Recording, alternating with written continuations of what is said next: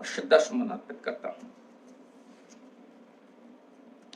अपनी बात शुरू करें उससे पहले कल बहुत सारे फोन आए, बहुत लोगों के फोन आए। लोगों ने अपने अपने क्षेत्र में जो ललित किशोर चतुर्वेदी द्वारा जो विकास कार्य करवाए थे उनके बारे में मुझे बताया। कुछ महत्वपूर्ण है जिनको मैं आपके सामने रख रहा हूं। टोंक का जो बनास पुल है नया वाला, वो ललित किशोर चतुर्वेदी की देन है। पहले जयपुर से कोटा जाने के लिए टोंक में जो बनास का पुल था वो बहुत छोटा सकरा पुल था, एक बार में एक ही गाड़ी निकल सकती थी। जब इधर से जाते तो उधर रुक जाते, उधर से आने वाले इधर रुक जाते। ललित किशोर चतुर्वेदी ने इस परेशानी को दूर करते हुए नए पुल का डिजाइन बनवाया, खुद ही उसकी मॉनिटरिंग की और उसका शिलान्यास करके उसको शुरू भी करवाया। राजस्थान के 17 जिलों में आपने बाईपास का निर्माण करवाया। जयपुर का संस्कृत विश्वविद्यालय आपकी देन है। बीकानेर का रानी बाजार रेलवे ओवरब्रिज जहां हमेशा ट्रैफिक जाम रहता था, वो रेलवे ओवरब्रिज ललित किशोर चतुर्वेदी की देन है। सूरतगढ़ का राजकीय महाविद्यालय, कर्णिदान सिंह जी ने मुझे बताया, वहां के वरिष्ठ पत्रकार हैं, कि यहाँ का जो महाविद्यालय है वो ललित किशोर चतुर्वेदी की देन है। राजस्थान के 12 जिलों में ललित किशोर चतुर्वेदी ने महाविद्यालय खुलवाए। सिरोही से श्रीमती तारा भंडारी पूर्व विधायक रही, उन्होंने बताया कि सिरोही अथवा कई जिलों में ललित किशोर चतुर्वेदी ने हवाई पट्टी और टर्मिनल भवनों का निर्माण कराया। ये वही दौर था जब ललित किशोर चतुर्वेदी ने सरकार को भेजा जाना एकदम तैयार था। पीडब्ल्यूडी पहले सारे काम पीडब्ल्यूडी किया करती थी, वो प्रस्ताव एकदम तैयार था, खाली भेजा नहीं गया। डूंगरपुर के श्री राजेश जी जैन ने बताया कि डूंगरपुर में एक नागफनी जैन मंदिर है। डूंगरपुर से थोड़े सा आगे जाके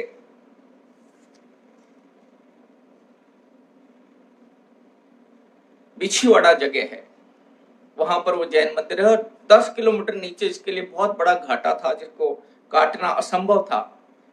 एक बार ललित किशोर चतुर्वेदी वहां किसी प्रोग्राम के लिए गए थे, तो वहां के पूर्व भारतीय जनता पार्टी के जिलाध्यक्ष रहे, वरिष्ठ कार्यकर्ता रहे शंकर सिंह जी सोलंकी, उन्होंने ललित किशोर चतुर्वेदी कहा कि भाई हमारे यहाँ का प्रसिद्ध मंदिर है, लोगों का बहुत आना जाना रहता है, प्रतिदिन हजारों लोग जाते हैं, आने जाने में बहुत तकलीफ होती है, क्यों ना पीडब्ल्यूडी से उसका रास्ता बनाया जाए।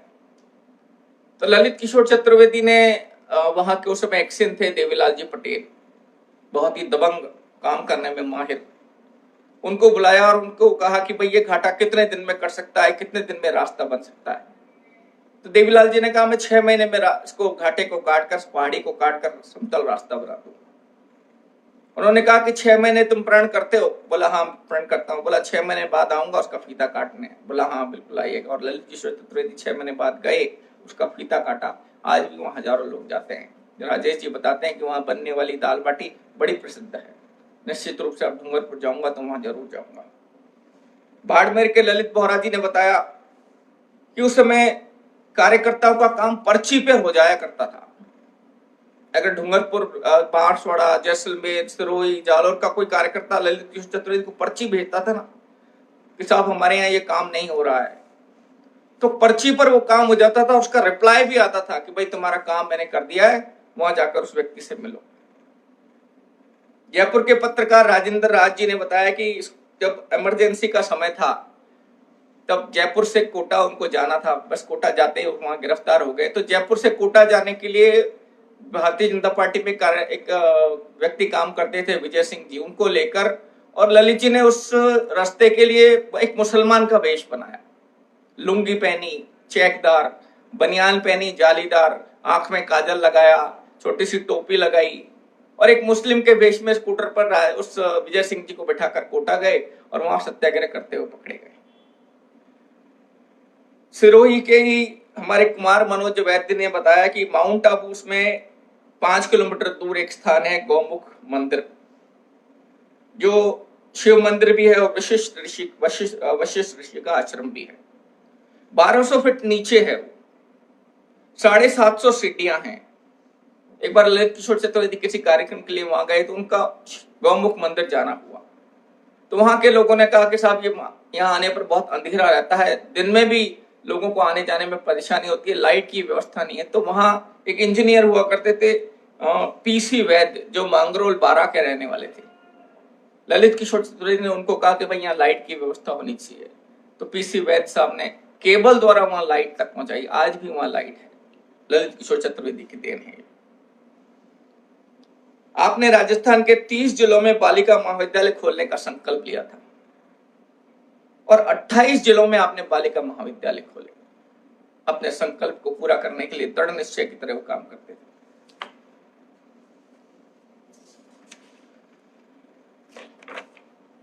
नई शुरुआत करें उससे पहले थोड़ा सा पीछे चलते हैं। 1977 से 2000 हाड़ौती और राजस्थान का स्वर्णिम काल रहा। 1977 से 1980, 1977, 1980, 1985, 1990, 1992 और 1995 आप लगातार 21 वर्ष कोटा से विधायक रहे। 1998 में चुनाव हारकर पुनः संगठन के काम में लग गए। आज की बात शुरू करें उससे पहले ललित किशोर चतुर्वेदी के दामाद श्री केदारजी चतुर्वेदी की कविता की कुछ पंक्तियां कहकर मैं अपनी बात को शुरुआत करूंगा कि नमन आपको है ललित कर्मयोगी, गीता के साधक, नीति के पोषक, सच में हैं आप सफल कर्मयोगी, दीनों गरीबों के दुख सुख के साथी, बढ़ाते हो हाथ जब विपदाएं आती, करते हो बीमारों की सेवा शुश्रूषा, दिलाकर उन्हें सब तरह से दिलासा, मिलता सुकून सबको भले बीमार हो, निर्धन हो, रोगी हो, नमन आपको है ललित कर्मयोगी, नमन आपको है ललित कर्मयोगी। 2000 तक कल हमने बात की। 2000 में आपकी पत्नी उर्मिला चतुर्वेदी गंभीर बीमार हुई, उनकी दोनों किडनियां खराब हो गई। कई बार मां की तकलीफ पर मैंने पिता की आंखों को नम होते हुए देखा। 2000 से 2000 का वर्ष, ये पूरा 2 साल पत्नी की सेवा में गुजरे। पहले सवाई मानसिंह अस्पताल, उसके बाद दिल्ली एम्स, उसके बाद अहमदाबाद का सिविल हॉस्पिटल, उसके बाद वापस दिल्ली एम्स और अंत में 2002 सवाई मानसिंह अस्पताल में आपकी पत्नी का निधन हुआ। इस पूरे समय में मैं उनके साथ रहा। ऐसे कई मौके आए जब मम्मी की तकलीफ देखते थे तो पापा का, हमारा सबका आंखें गीली हो जाती थी। किडनी खराब हो गई थी, पानी नहीं पी सकती थी, तो कहती थी कि राजू मुझे 2 घूंट पानी पिला दे। जब वो ये बात कहती थी सबके दिल रोने लग जाते। एक दिन मुझे गुस्सा आया तो मैंने कहा कि क्यों नहीं पिला देते पानी, इनको पानी पिलाओ और इनका डायलिसिस कर लो, कम से कम आदमी तकलीफ में तो रहे ना रहे। डॉक्टर को ये बात जच गई, उसने कहा हाँ ये बात ठीक है। पहले 7 दिन में डायलिसिस करते थे, फिर 4 दिन में करने लगे। भाई ठीक है आप पानी पियो, उसके बाद डायलिसिस कर लेंगे। लेकिन जब भी उनको तकलीफ होती थी पूरा परिवार की आंखें नम हो जाती थी, क्योंकि वो हमारे परिवार की रीढ़ की हड्डी थी, ताकत थी वो ललित किशोर चतुर्वेदी की और प्रत्येक बालक की। सभी बेटे बेटियों ने उनकी बहुत सेवा की। 2002 की एक घटना है, बीकानेर में एक कार्यकर्ता होते थे श्री रामलाल जी दर्जी, रमन लाल जी दर्जी। वो लंबे समय से जनसंघ के कार्यकर्ता थे, ललित किशोर चतुर्वेदी के बहुत नजदीकी रहे। बीकानेर से दूर एक लूणकरण जगह है, टेलरिंग का काम करते थे। ज्यादा बड़ा घर नहीं था, छोटा सा घर था, कच्चा घर था। 2002 में लूणकरण में बादल फटा और भयंकर तूफानी बारिश आई। उस बारिश में उनका घर बह गया, रहने को जगह नहीं, खाने को भोजन नहीं, बड़ी तकलीफ। बीकानेर में श्री जानकी नारायण जी मालिक हुआ करते थे, जो रमन लाल जी के घनिष्ठ मित्र थे और संघ के स्वयंसेवक थे। तो उनका बेटा है पुखराज जी दर्जी। रमन लाल जी का तो देहांत हो चुका था उस समय, उनके बेटे हैं पुखराज जी दर्जी। उन्होंने जानकी नारायण जी को कहा कि साहब ऐसी ऐसी दिक्कत है, घर में बारिश के बाढ़ के कारण घर उजड़ गया, पूरा घर बह गया, रहने को नहीं है, खाने को नहीं है। तो ललित किशोर चतुर्वेदी ने, जानकी नारायण जी ने ललित किशोर चतुर्वेदी को फोन किया। ललित किशोर चतुर्वेदी ने कहा ठीक है मैं कल पहुंच रहा हूं। ललित किशोर चतुर्वेदी वहां गए। बीकानेर के एक कार्यकर्ता है, आर्थिक रूप से समृद्ध हैं, जिला स्तरीय रहे, गोपाल जी गहलोत, उनको लेकर लूणकरण सर गए और उन पुखराज जी दर्जी को सांत्वना दी, उनके रहने के लिए एक अलग से व्यवस्था की और जहां उनका मकान बह गया था वहां उनको 2 कमरे और एक रसोई और एक लैट्रिन बाथरूम बनाकर दिए। आज भी पुखराज जी दर्जी के बात बताते बताते उनकी आंखों में आंसू आ जाता है। सन 2002 से 2003 तक विधानसभा चुनाव को लेकर दिल्ली के प्रमुख नेताओं के बुलावे पर आप दिल्ली गए। दिल्ली से आदेश मिला कि वसुंधरा जी को मुख्यमंत्री का चेहरा बनाना है और जिम्मेदारी दी गई ललित किशोर चतुर्वेदी को। मैं ये बात कहूं उससे पहले मैं एक बार पुनः उन लोगों से क्षमा चाहूंगा जिनको मेरी कोई बात बुरी लग सकती है, किनके चाहने वालों को कोई मेरी बात बुरी लग सकती है। मैंने पहले भी कहा है, मैं जो बोलूंगा सच बोल रहा हूं, जैसा कि ललित किशोर चतुर्वेदी ने अपनी पुस्तक में लिखा है, जैसा कि उन्होंने मुझे बताया है। इसमें मैंने अपनी तरफ से कुछ नहीं जोड़ा है, जो सत्य है वही मैं आपके सामने रख रहा हूं। हो सकता है किसी को बुरा लगे, किसी के शुभ चिंतकों को बुरा लगे, तो उससे पहले मैं हाथ जोड़कर माफी मांगता हूं। 2002 से 2003 तक विधानसभा चुनाव को लेकर दिल्ली में प्रमुख नेताओं के बुलाने पर दिल्ली गए। दिल्ली से आदेश मिला कि वसुंधरा जी को मुख्यमंत्री का चेहरा बनाना है। जिम्मेदारी दी गई ललित किशोर चतुर्वेदी को कि आप पूरे राजस्थान में वसुंधरा जी को साथ लेकर घूम घूम कर उनके पक्ष में वातावरण का निर्माण करेंगे। क्योंकि ललित किशोर चतुर्वेदी हमेशा अपने बड़े अधिकारियों के आदेश की पालना करते आए, तो आदेश मिला तुरंत तैयार हो गए। ललित किशोर चतुर्वेदी बिना संकोच के तैयार हो गए। हालांकि राजस्थान के जो दूसरे बड़े नेता थे उन्होंने इस बात का विरोध किया, ललित किशोर चतुर्वेदी का भी विरोध किया और केंद्रीय नेतृत्व का भी विरोध किया कि वसुंधरा जी ही क्यों, राजस्थान में क्या कोई ऐसा नेता नहीं है जो नेतृत्व कर सके। बाद में ललित जी के समझाने पर, बड़े नेताओं के समझाने पर उन नेताओं ने अपनी मौन स्वीकृति दे दी। 26 अप्रैल 2003 को परिवर्तन यात्रा की योजना बनी और लाल कृष्ण अडवाणी जी द्वारा 4 भुजा मंदिर राजसमंद से यात्रा शुरू हुई। ललित जी को उस यात्रा का मुखिया बनाया गया और चेहरा वसुंधरा जी बनी। प्रदेश भर में जोरदार स्वागत हुआ। परिवर्तन यात्रा 120 विधानसभाओं में जीत के लक्ष्य को लेकर शुरू हुई। 13,000 किलोमीटर की यात्रा का सफर तय किया।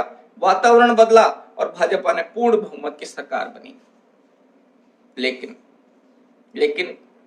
ललित जी एक बार फिर दिगोद से चुनाव हार गए। कई बातें हैं, जैसा लोग कहते हैं, कुछ बातें हैं, कुछ कहते हैं कि शीर्ष नेतृत्व ने योजना बनाकर हरवाया ताकि आगे दिक्कत ना हो।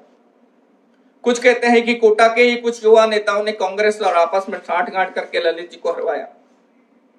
कुछ का कहना है कि चतुर्वेदी जी के ही नजदीकी लोगों ने, जो उनके सबसे नजदीकी लोग थे, उन्होंने ही गलत राय देकर कि हम जितवा देंगे और ललित जी को हरवाने के लिए दिगोद से चुनाव लड़ाया।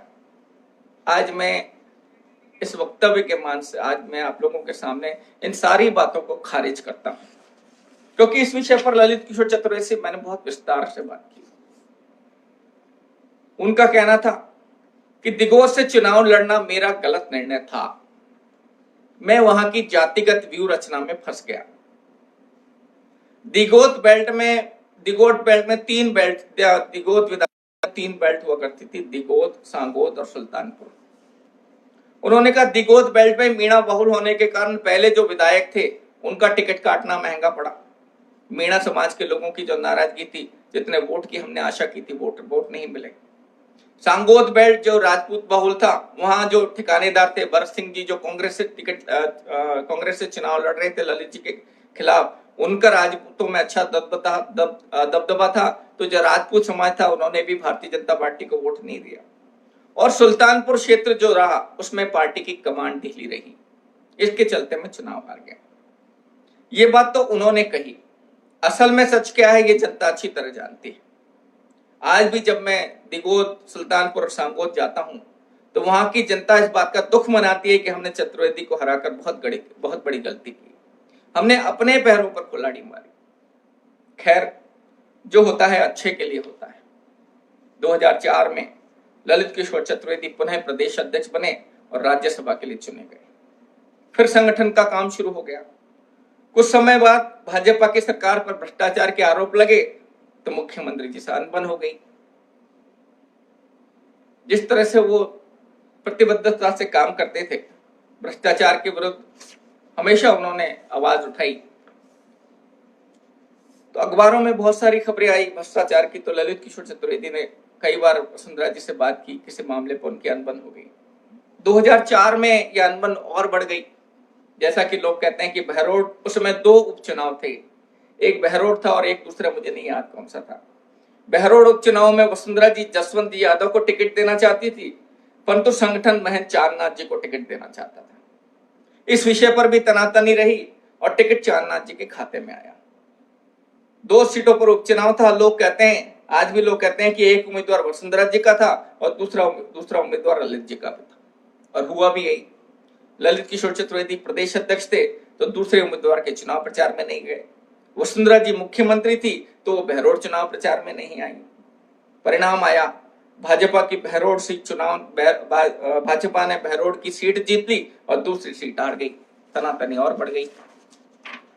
2005 में अध्यक्ष बनने के बाद आपने अपनी गाड़ी टाटा क्वालिस की पीछे की सीट हटा दी, उसमें स्लीपिंग बर्थ लगवा ली और एक बार पुनः राजस्थान की गली गली के कार्यकर्ताओं से मिलने का कार्यक्रम बना लिया और नियम बनाया कि जब प्रवास पर रहूंगा, प्रोग्राम तय करते थे कि सुबह का नाश्ता संघ के स्वयंसेवक के यहाँ होगा, दोपहर का भोजन सामूहिक रूप से भारतीय जनता पार्टी के कार्यकर्ताओं, युवा और महिला कार्यकर्ताओं के साथ होगा, शाम की चाय पार्टी के वरिष्ठतम कार्यकर्ता के यहाँ, जब सभी पुराने कार्यकर्ताओं को बुला लेते, वहां पर होगी, और अगर रात्रि को रुकना है तो रात्रि का भोजन किसी सेठ के यहाँ होगा, जहां भारतीय जनता पार्टी के जिला कार्यकारिणी को बुला लेते और आर्थिक उनका सहयोग करने के लिए उस सेठ के यहाँ भोजन करते, और रात को फिर उस स्लीपिंग अपनी गाड़ी में बैठकर सुबह जयपुर आ जाते या अगले किसी स्थान पर पहुंच जाते और फिर वही प्रक्रिया शुरू हो जाती। प्रतिदिन 200 किलोमीटर तय करने का उन्होंने लक्ष्य रखा था। उस समय उनकी उम्र 75 वर्ष थी और राजस्थान के सभी जिलों में, सभी मंडलों में ललित किशोर चतुर्वेदी एक बार पुनः घूम गए। 2006 के आपके अध्यक्षीय कार्यकाल में आपने जयपुर में एक विशाल आयोजन करवाया। साध्वी ऋतंबरा जी की विशाल भागवत कथा आपने जयपुर के आदर्श नगर के सूरज मैदान में कराई। इस भागवत कथा में 11,000 से अधिक महिलाओं द्वारा एक ही रंग की केसरिया साड़ी और सबके सिर पर समान मंगल कलश थे। जो कलश यात्रा निकली थी, 108 तोरण द्वार बनाए गए थे। संपूर्ण मार्ग पर दोनों तरफ लोगों के द्वारा 40 मन पुष्पों की वर्षा की गई थी। मौसम बड़ा सुहाना था, हल्की हल्की बारिश हो रही थी। कलश यात्रा के प्रारंभ में एक बड़े रथ पर आराध्य देव गोविंद देव जी की तस्वीर थी। उसके पीछे वाले रथ पर दीदी माँ ऋतंबरा जी थी और उसके पीछे हजारों लोग उस मंगल यात्रा में भजन गाते हुए चल रहे थे, जिनमें ललित जी के साथ जयपुर के लगभग सभी बड़े राजनेता, व्यवसायी, कलाकार आदि लोग पैदल चल रहे थे। उस मंगल यात्रा का एक सिरा रामनिवास बाग में था तो दूसरा सीधा बड़ी चौपड़ पर था। मंगल यात्रा गोविंद देव जी के मंदिर जाकर समाप्त हुई। ऐसा लग रहा था मानो देवताओं की सवारी निकल रही है। इस भागवत कथा में राजस्थान व गुजरात के राज्यपाल श्रीमती प्रतिभा पाटिल और पंडित नवल किशोर शर्मा, पूज्य स्वामी नारायण दास जी त्रिवेणी धाम, आचार्य धर्मेंद्र, दिल्ली और राजस्थान के मुख्यमंत्री श्रीमती वसुंधरा राजे जी और साहेब सिंह जी वर्मा आदि हजारों गणमान्य लोग उपस्थित थे। उस आयोजन को देखकर ऐसा लगता था न भूतो न भविष्यति। उस भागवत कथा में लाखों लोग उमड़े थे। भागवत कथा का तीसरा दिन था। कथा चल रही थी, भीषण बारिश वाला तूफान आया, सारा का सारा पंडाल गिर गया, 2 व्यक्तियों का देहांत हुआ, 20 लोग घायल हुए, पर भागवत कथा नहीं रुकी। अगले दिन पुनः टेंट लगाए और उसी भक्तिभाव से कथा संपूर्ण हुई। मृतकों के परिवारजन को ललित जी की तरफ से 1-1 लाख रुपए की सहयोग राशि प्रदान की गई। उस भागवत कथा में एक भजन था कि मुकुंद माधव गोविंद बोल, केशव माधव हरि हरि बोल। इस भजनों पर पिता ललित किशोर चतुर्वेदी को सरोबार होते हुए मैंने पहली बार और कई बार देखा। 2006 में आपके भाजपा अध्यक्ष नेतृत्व में कोटा में श्रीमती सुमन संघी, जो समय प्रदेश की महिला की प्रदेश अध्यक्ष थी, महिला मोर्चा के नेतृत्व में कोटा में 20,000 महिलाओं का 2 दिवसीय सम्मेलन हुआ, जो भाजपा के इतिहास में एक बड़ी उपलब्धि है। 2006 में ही आपके जीवन के 75 वर्ष पूरे हुए। जयपुर, कोटा, उदयपुर आदि कई स्थानों पर आपके अमृत महोत्सव हुए। सबसे विशाल अमृत महोत्सव जयपुर के बिड़ला सभागार में हुआ, जिसमें तत्कालीन सरसंघचालक परम पूजनीय श्री सुदर्शन जी, मुख्यमंत्री श्रीमती वसुंधरा राजे जी, गुलाब चंद जी कटारिया और निम्मार्क संत श्री जी महाराज उपस्थित थे। 2006 में ललित जी ने अपना अध्यक्षीय 2 वर्ष का कार्यकाल पूरा किया और राज्यसभा के काम में लग गए। 2007 की एक घटना है करौली की। करौली ललित जी का, करौली वालों से ललित जी को विशेष प्रेम था। ये उसी सायपुर गांव की घटना है। किसी कार्यक्रम में सायपुर के लोगों ने ललित किशोर चतुर्वेदी को आमंत्रित किया। ये घटना मुझे उनके उस समय के सहयोगी रह गए विवेकानंद शर्मा ने बताई है, मैं तो उसमें नहीं था। उसने कहा कि राज्यसभा चल रही थी और उस दिन राज्यसभा कुछ लेट तक चली, 4:30 बजे शाम तक चली। 7 बजे उनको करौली पहुंचना था। करौली दिल्ली से कोई 300 किलोमीटर के आसपास है। 4:30 बजे तक लोग राज्यसभा चली तो ललित जी पर एक बार मन में आया कि चलो प्रोग्राम कैंसिल करते हैं, पर उन्होंने कहा नहीं नहीं, सायपुर वासियों ने बड़े प्यार से बुलाया इसलिए जाना है। कार से रवाना हो गए। रात को 12 बजे सायपुर पहुंचे तो विवेकानंद जी बताते हैं कि उस रात को 12 बजे 300 लोग उस कार्यक्रम में उपस्थित थे। विवेकानंद जी कहते हैं कि मैं कार्यक्रम में मंच पर नहीं बैठता, मैं इधर उधर लोगों के साथ बैठकर उनसे बातें करता हूं। तो मैंने पूछा कि भाई आप रात के 12 बज रहे हैं, इतने सारे लोग कार्यक्रम में उपस्थित है, क्या कारण है? बोला कारण वो सामने बैठा ललित किशोर चतुर्वेदी है, उनको सब बाबा साहब के नाम से पुकारते हैं वहां। बोले ये बाबा साहब इन्होंने हमारी जिंदगी बनाई है, इस क्षेत्र का विकास किया है, हमें बिजली दी है, सड़क दी है, पानी दी है, स्कूल दिया है, अस्पताल दिया है। अगर ये कहेगा ना कि 24 घंटे एक पैर पे खड़े रहो तो करौली के वासी, करौली के शाहपुर क्षेत्र के लोग एक पैर पर खड़े होकर इनका इंतजार करेंगे। ऐसे ललित किशोर चतुर्वेदी। उन्होंने कार्यक्रम किया रात को 12 बजे, 2 बजे कार्यक्रम किया, वहां से वापस दिल्ली के निकल गए और अगले दिन उन्होंने वापस राज्यसभा में जाकर अपना काम किया। 2007 में आपको संगठन ने पार्टी के लिए धन इकट्ठा करने के लिए आजीवन सहयोग निधि का संयोजक बना दिया। उसकी एक घटना है।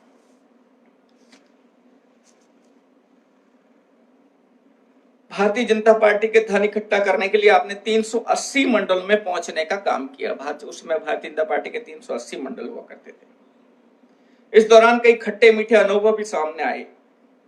चतुर्वेदी जब एक पुराने कार्यकर्ता से सहयोग निधि के लिए 25,000 रुपए की राशि लेने के लिए गए तो उसने कहा कि आप पहली बार संगठन के कार्यवश मुझसे कुछ मांगने आए हो, मैं एक सक्षम व्यक्ति हूं, इसलिए 25,000 नहीं, आपको 51,000 रुपए की राशि दूंगा, 51,000 रुपए की रसीद कटवाऊंगा। और उस व्यक्ति ने 51,000 रुपए दिए। इसी प्रकार नाथद्वारा के दौरे पर थे, तब तत्कालीन विपक्ष के नेता गुलाबचंद कटारिया और श्री सत्यनारायण जी गुप्ता उनके साथ में थे। नाथद्वारा में एक पेट्रोल पंप को देखकर चतुर्वेदी ने कहा कि अपने किसी कार्यकर्ता का पेट्रोल पंप है, चलो उससे सहयोग राशि लेते हैं। तो कटारिया जी और गुप्ता जी ने हल्का सा विरोध करते हुए कहा कि हम जिसे जानते ही नहीं, कभी उसका सहयोग नहीं लिया, उसके पास जाकर समय खराब करने से क्या मतलब है। चतुर्वेदी ने कहा नहीं चलो चलते हैं। जैसे ही वो लोग पेट्रोल पंप पहुंचे, उन्हें देखकर पेट्रोल पंप का मालिक अभिवादन स्वरूप खड़ा हो गया और कहने लगा, अरे भाई साहब, आप मेरे योग्य कोई सेवा हो तो बताओ। चतुर्वेदी जी ने आजीवन सहयोग नीति के बारे में बताया। उस समय पेट्रोल पंप पर करीब 25,000 रुपए मैं रोजगारी उनके गले में थी। वे सबके सब उन्होंने सहयोग निधि के लिए ललित किशोर चतुर्वेदी को दे दिए। पूरी तिजोरी खाली होकर पंप के कर्मचारी भी हैरान होकर श्री चतुर्वेदी के बारे में पूछते रहे कि भैया आखिर है कौन। चतुर्वेदी राजस्थान के एकमात्र ऐसे नेता थे जो सर्वाधिक प्रवास करते थे। उनकी औसत यात्रा प्रतिदिन 300 किलोमीटर होती थी। इस अवधि में अपना लघु कार्यालय अपने वाहन से ही चलाते थे। चाहे फाइलों का निस्तारण हो अथवा पत्रों का जवाब देना हो या किसी कार्यकर्ता से फोन पर बातचीत करनी हो या रात्रि में सोना हो, सभी काम गाड़ी में हुआ करते थे। संगठन के प्रति जो उनका लगाव था, जो उनका समर्पण था, वो आज भी सारे कार्यकर्ता उसको याद करते हैं।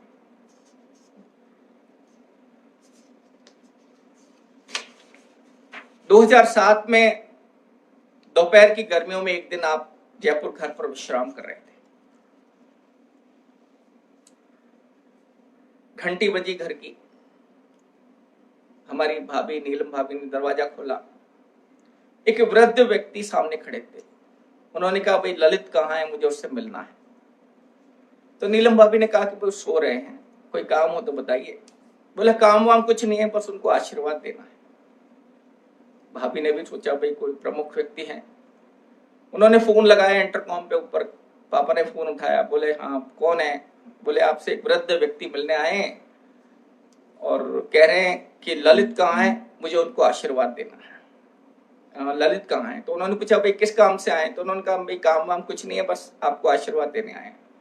तो ललित किशोर चतुर्वेदी तुरंत अपने कमरे से उठे और नीचे आए, आकर उस व्यक्ति से मिले। सबसे पहले उनके पैर छुए, आधे घंटे तक उनसे बात की।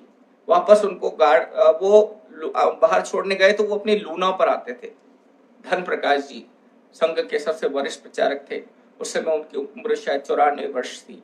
बाद में 102 वर्ष पूर्ण करके उनका देहांत हुआ। ऐसे धन प्रकाश जी को मैं शत शत नमन करता हूँ। ऐसे कार्यकर्ताओं का सम्मान ललित किशोर चतुर्वेदी निरंतर किया करते थे। 2007 में ललित जी घर के 75 लोगों को लेकर 10 कारों में 4 धाम की यात्रा पर गए। गंगोत्री, यमुनोत्री, केदारनाथ, बद्रीनाथ, जिसमें सबसे छोटा यात्री 4 वर्ष का था और सबसे बड़ा 80 वर्ष का था। इस यात्रा में चतुर्वेदी 76 वर्ष के थे। बाईपास हो चुकी थी और उनका हार्ट सिर्फ 25% काम कर रहा था और वो -डिग्री टेम्परेचर में गौमुख पैदल गए थे। गौमुख जो गंगा नदी का मां गंगा का उद्गम स्थल है।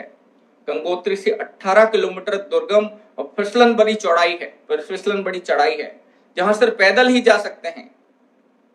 गंगोत्री से 9 या 8-10 किलोमीटर एक स्थान है चीड़वासा, जहां चाय और खाने पीने का सामान मिलता है और वहां से करीब 3 या 4 किलोमीटर दूर एक आश्रम है, लाल बाबा का आश्रम। सिर्फ वही एक स्थान है जहां रुका जा सकता है, अन्य कोई स्थान नहीं। जब ये लोग गौमुख से दर्शन कर जैसा कि मेरे बड़े भाई महेश चतुर्वेदी ने उस समय दल का नेतृत्व महेश चतुर्वेदी कर रहा था, मैं किसी कारणवश नहीं जा पाया था। तो महेश ने बताया कि जब गौमुख जाने की बात आई तो सब लोग पीछे हट गए कि भाई नहीं, कोई नहीं जाएगा, बहुत ऊंची चढ़ाई है, दुर्गम स्थान है। 75 लोगों में से सिर्फ 2-4 लोगों ने हामी भरी। सबको जोश दिलाने के लिए ललित किशोर चतुर्वेदी ने कहा चलो मैं भी चलता हूं।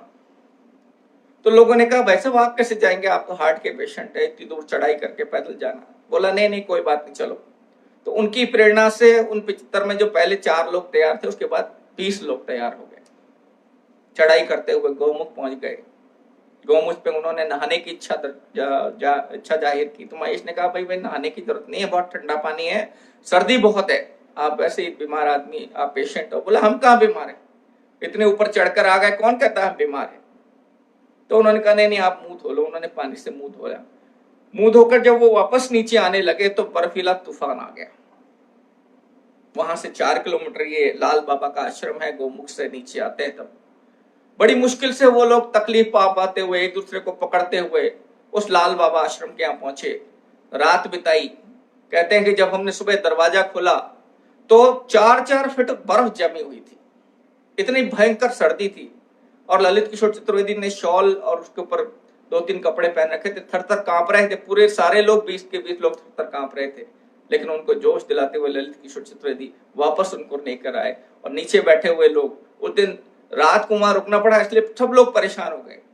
आपस में बात करते रहे कि भाई उत्तराखंड सरकार को फोन करो, हेलीकॉप्टर बुलाएंगे, ललित जी की खोज खबर लेंगे, क्योंकि खोज खबर नहीं, कोई साधन नहीं संपर्क का, कोई फोन नहीं चलता वहां, कोई टेलीफोन नहीं। लेकिन जब पूरा कुनबा, पूरी टीम साथ में आ गई, सब लोगों की जान में जान आई। और उसका श्रेय अगर गौमुख ले जाने का श्रेय किसी को था तो वो ललित किशोर चतुर्वेदी को था। 2007 में भारतीय जनता पार्टी के अध्यक्ष की दौड़ शुरू हुई और राष्ट्रीय नेतृत्व किसी युवा को कमान सौंपना चाहता था। दौड़ में कई नाम थे। उस समय ललित किशोर चतुर्वेदी ने अरुण चतुर्वेदी का नाम आगे बढ़ाया, सहयोग किया और ललित किशोर चतुर्वेदी और अरुण चतुर्वेदी अध्यक्ष बन गए। 2008 में ऊपर से दूसरे नंबर के बेटे महेश चतुर्वेदी, जिसने उत्तराखंड यात्रा का नेतृत्व किया था, हार्ट अटैक से उसका देहांत हो गया। और मैंने देखा उसके 12 दिन के शोक में, क्योंकि ललित किशोर चतुर्वेदी को आजीवन सहयोग देने का काम मिला था, पार्टी के लिए धन इकट्ठा करने का काम मिला था। उन 12 दिनों में ललित किशोर चतुर्वेदी ने बैठने आने वाले कार्यकर्ताओं से आजीवन सहयोग निधि की बात की कि पार्टी के लिए कितना धन इकट्ठा हुआ, रसीदें किस किस के पास है, कितनी रसीदें वापस आई, ये सब बातें ललित किशोर चतुर्वेदी कहा करते। तो लोग कहते थे कि भाई साहब आप कम से कम इस समय तो ऐसी बातें ना करो। बोला देखिए सबकी सांसें निश्चित लिखी हैं, इसको जितना जीना है उतना जिएगा। दुख था उन्हें इस बात का कि महेश महेश नहीं है, लेकिन इस दुख को उन्होंने एक कोने में रखते हुए जो काम पार्टी ने दिया था उस काम को करते रहे। 2009 की एक घटना है, इस घटना का मैं भी साक्षी हूं। नीचे छोटा सा एक हमारा ऑफिस है, वहां बैठे थे 4-5 और कार्यकर्ता बैठे थे। तभी एक कार्यकर्ता आया और कहा कि भाई साहब मैं फलानी जगह का कार्यकर्ता हूं, दायित्ववान कार्यकर्ता हूं, और मेरा ये काम है जो बहुत दिनों से नहीं हो रहा। उस समय राज्यसभा के सदस्य थे वो। बोला मैं बहुत दिनों से परेशान हूं, सब लोगों के पास चला गया, कोई मेरा इस काम को करने के लिए तैयार नहीं है। तो ललित किशोर चतुर्वेदी को वो कार्यकर्ताओं की परीक्षा लेते थे। जैसा कि मैंने पहले भी कहा, उन्होंने पूछा भाई तुम कार्यकर्ता हो, जरा 2-4 वरिष्ठ कार्यकर्ताओं के नाम बताओ। तो उन्होंने अपने क्षेत्र के 2-4 वरिष्ठ लोगों के नाम बताए। कौन किस दायित्व पर रहा ये बताओ, अभी तुम्हारे पास क्या दायित्व है ये बताओ। जब उन्हें विश्वास हो गया कि भाई हाँ ये भारतीय जनता पार्टी का कार्यकर्ता है, तो उन्होंने कहा ठीक है अब अपना काम बताओ। उस व्यक्ति ने काम बताया। ललित किशोर चतुर्वेदी ने बड़े ध्यान से उसके काम को समझा। जिस व्यक्ति को वो काम करना था उसको फोन किया और फोन करके कहा कि हेलो ललित चतुर्वेदी बोल रहा हूं, ये मेरे परिवार का बालक है, मेरी पार्टी का बालक है, दायित्ववान कार्यकर्ता है, बहुत दिनों से परेशान है, इसके काम में कहां अड़चन आ रही है, आप तुरंत इसका काम करिए और मुझे बताइए, अगर कहीं और दिक्कत आ रही है तो मैं उस व्यक्ति से बात करूंगा और इसका तुरंत काम करके मुझे रिप्लाई दीजिए। उन्होंने कहा तुम जाओ और उस व्यक्ति से मिलो। जब वो कार्यकर्ता वहां से चला गया तो जो पास में 4-5 कार्यकर्ता बैठे थे उन्होंने कहा कि भाई साहब आपने ये क्या कर दिया। तो ललित जी ने पूछा भाई क्या ऐसा क्या कर दिया मैंने। तो वो 4-5 कार्यकर्ता जो बैठे थे वो बोले भाई साहब ये तो फलाने का कार्यकर्ता है। तो ललित जी ने कहा कि भाई औरत का आदमी तो मैंने सुना था, लेकिन आदमी का आदमी क्या होता है ये मुझे नहीं पता। ये भारतीय जनता पार्टी का कार्यकर्ता है, मेरे पास आया है, मदद मांगने आया है, इसका मदद करना मेरा दायित्व है। इसका आदर्श कोई भी हो सकता है, परंतु भारतीय जनता पार्टी के कार्यकर्ता होने के नाते इसका काम करना मेरा दायित्व है और मैंने काम किया। कभी वो गुटबाजी में नहीं पड़ते थे। अभी जब पिछले चुनाव के कुछ समय बाद अखबार में एक खबर आई, राजस्थान पत्रिका या पता नहीं कौन सा अखबार था, उसमें खबर आई किरोड़ीलाल जी मीणा को लेकर कि वो ललित किशोर चतुर्वेदी गुटके कहे जाते।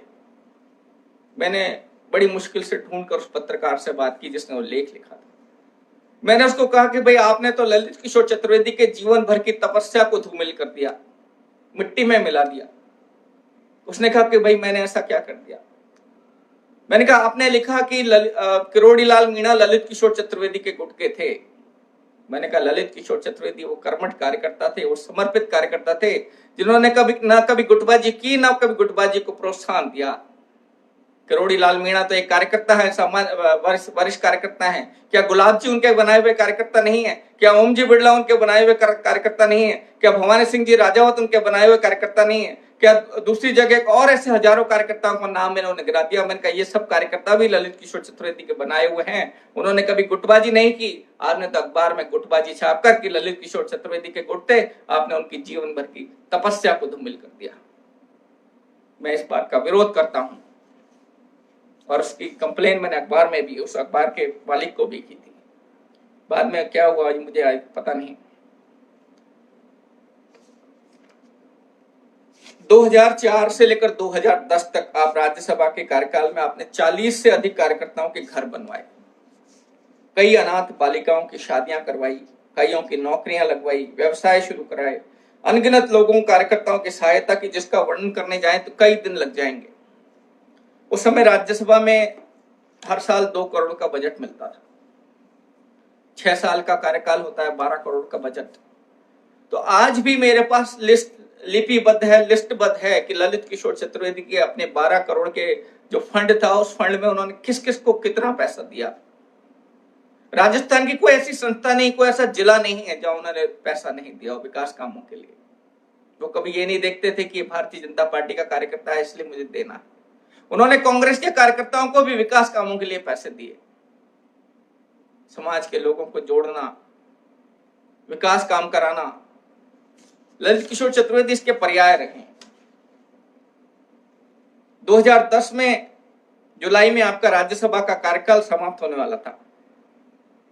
उससे पहले आप शीर्ष नेतृत्व के बुलाने पर दिल्ली कई बार गए और राज्यसभा में जाने के लिए शीर्ष नेतृत्व ने, राज्यसभा में पुनः जाने के लिए आपने शीर्ष नेतृत्व से स्वीकृति भी प्राप्त कर ली थी। कई बार राज्यसभा का सत्र समाप्त हो रहा था तो उससे पहले कई बार दिल्ली गए कि भाई पुनः राज्यसभा का मुझे दायित्व दिया जाए, और शीर्ष नेतृत्व भी लगभग उसके लिए तैयार था। परंतु 2010 आते आते 2010 जुलाई में उनका कार्यकाल समाप्त होने वाला था। पता नहीं ऐसा क्या कारण रहा कि ललित किशोर चतुर्वेदी ने अपना नाम स्वयं वापस ले लिया कि नहीं, मुझे राज्यसभा में नहीं जाना है। बहुत बातें उठी, अलग अलग तरह की बातें उठी। मैंने उनसे बहुत बार इस विषय पर बात करने की कोशिश की, भाई वो क्या कारण रहा कि आपने राज्यसभा में जाने के लिए अपना नाम वापस ले लिया। आप तो सब बिल्कुल तैयार थे, आप भी तैयार थे, राष्ट्रीय नेतृत्व भी तैयार था आपको भेजने के लिए, फिर क्या कारण रहा? तो उन्होंने कभी मेरी बात का जवाब नहीं दिया, बस हमेशा यही कहते थे कि जैसे कर्म करेगा वैसे फल देगा भगवान, ये कहकर चुप हो जाते थे। 2011 की एक घटना है, बीकानेर में एक कार्यकर्ता हुआ करते थे श्री द्वारका प्रसाद जी तिवारी। ललित किशोर चतुर्वेदी उन्हें अपना छोटा भाई मानते थे। एक बार उनका ऑपरेशन हुआ बीकानेर में गले का, तो डॉक्टर को संभावना लगी कि उनको कैंसर है। बीकानेर में गोपाल जी गहलोत ललित किशोर चतुर्वेदी के काफी नजदीक में थे। तो द्वारका प्रसाद तिवारी जी के बेटे हैं अशोक जी तिवारी, जिनसे मैंने कल बात की थी, आज सुबह भी मेरी बात हुई। उन्होंने बताया कि उन्होंने गोपाल जी गहलोत को कहा, गोपाल जी गहलोत ने ललित किशोर चतुर्वेदी को फोन किया, तो ललित किशोर चतुर्वेदी ने कहा, भाई द्वारका प्रसाद जी मेरे छोटे भाई हैं। उस समय ललित किशोर चतुर्वेदी उदयपुर में थे।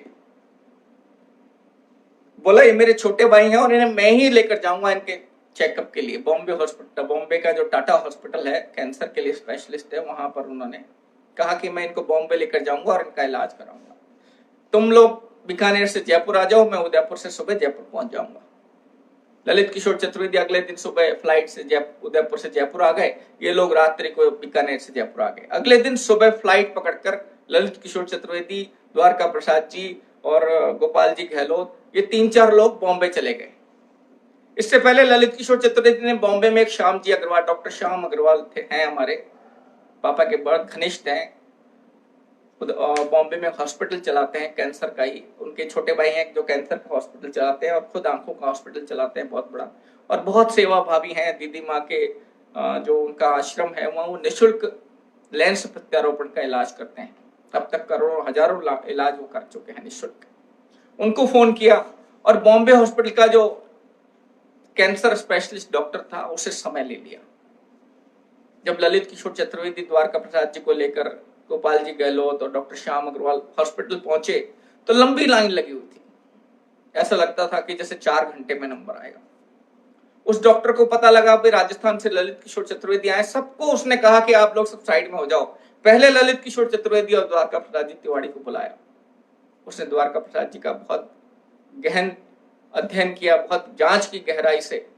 जांच करने के बाद उसने कहा कि भाई इनको कैंसर नहीं है, आप इनको ले जाइए। या कुछ दवाइयां लिखी। उसके बाद 6-8 महीने बाद द्वारका प्रसाद तिवारी जी का निधन हो गया।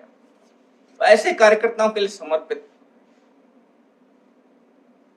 2011 में आपने जयपुर के मानसरोवर के टैगोर पब्लिक स्कूल के दीप स्मृति सभागार में निर्धन रोगी उपचार प्रकल्प के तत्वाधान में एक बड़ा कार्यक्रम आयोजित किया।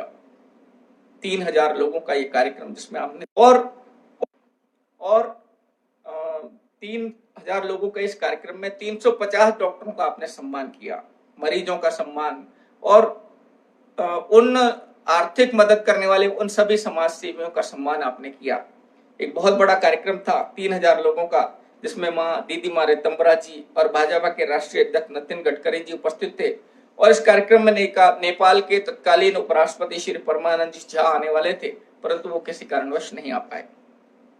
2012 में ललित जी की उम्र 82 वर्ष की थी।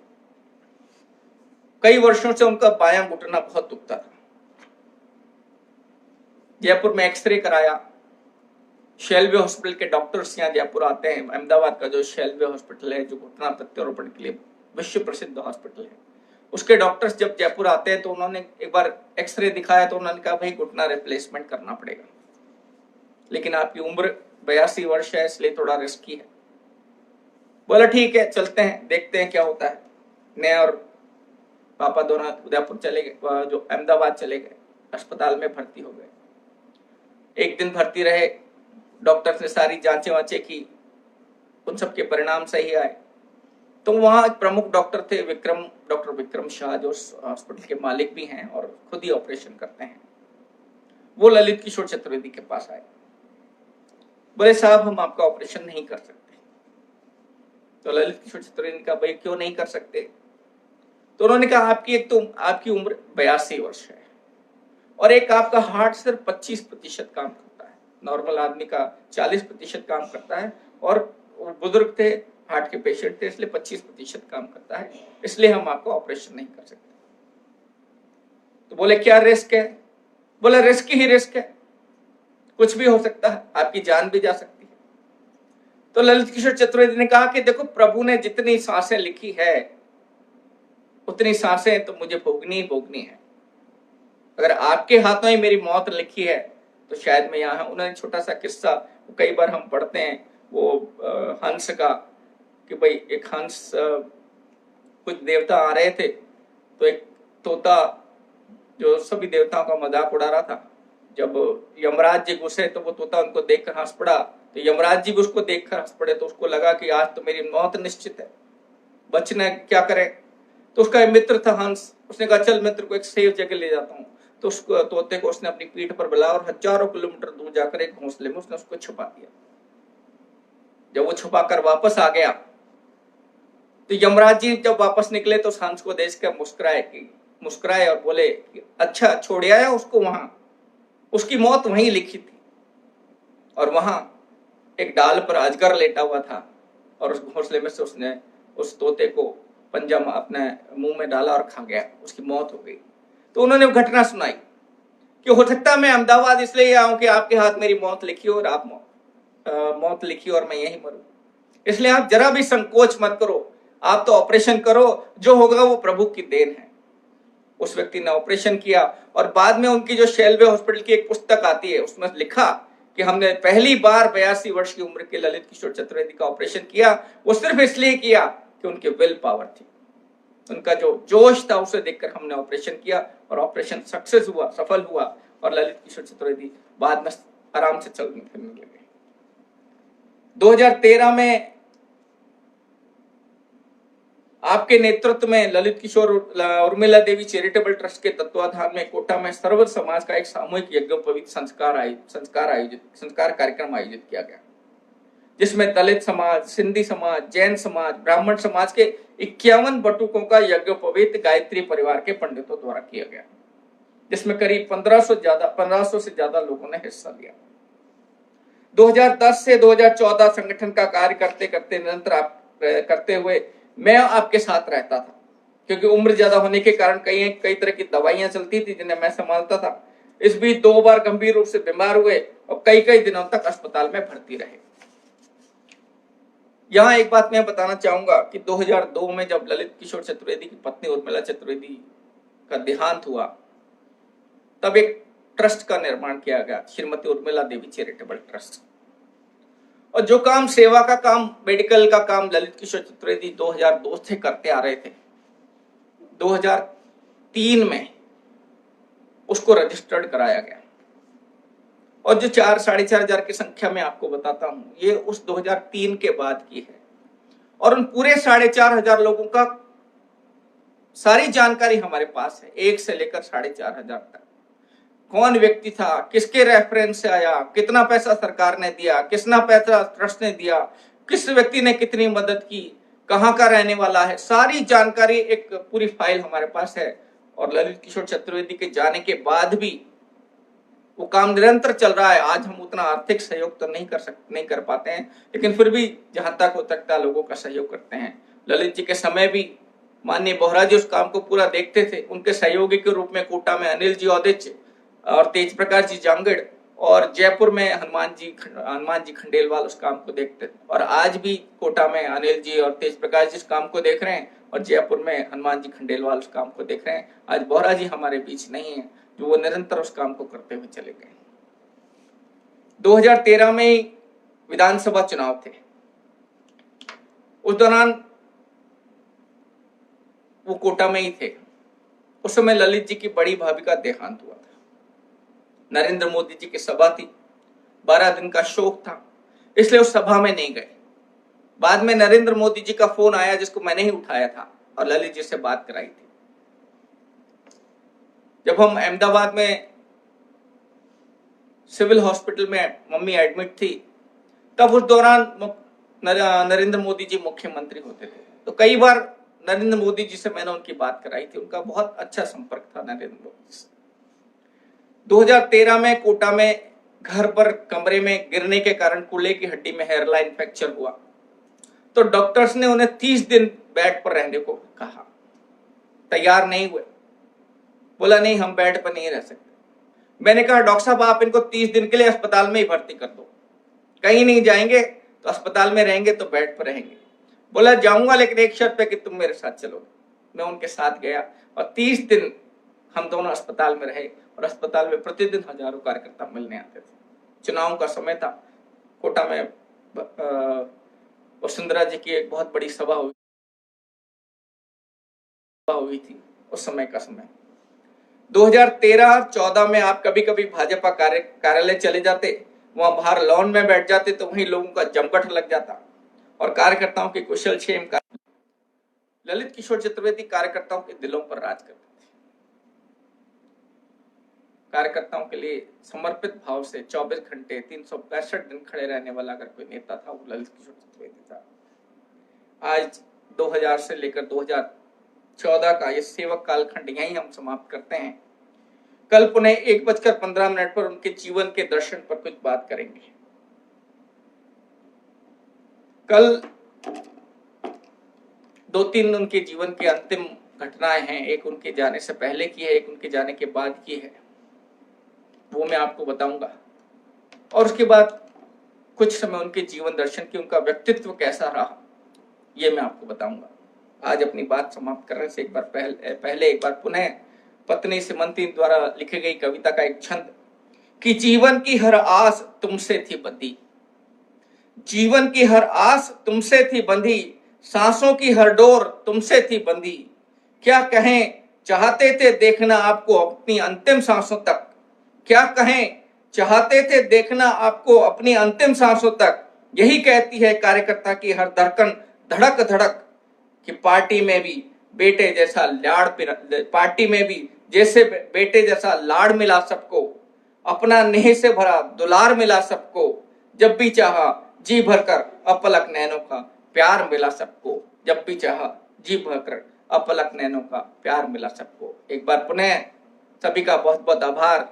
प्रधानमंत्री जी के निर्देशों का पालन करें, घर पर रहें, सुरक्षित रहें, सोशल डिस्टेंसिंग रखें, मास्क लगाएं और कोरोना से बचने के लिए घर पर रहकर